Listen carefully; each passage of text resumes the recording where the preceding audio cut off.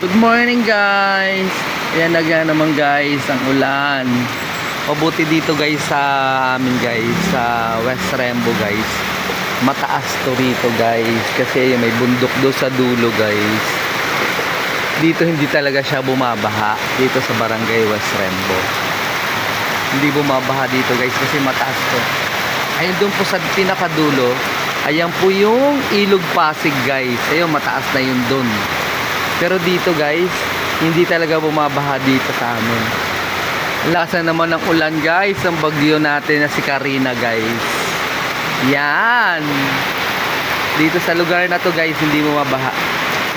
Nataas po ang Makati, ang dating Makati. Ngayon naging Taguig na guys. Yan. Kaya ang lakas na ng ulan. Ayan oh.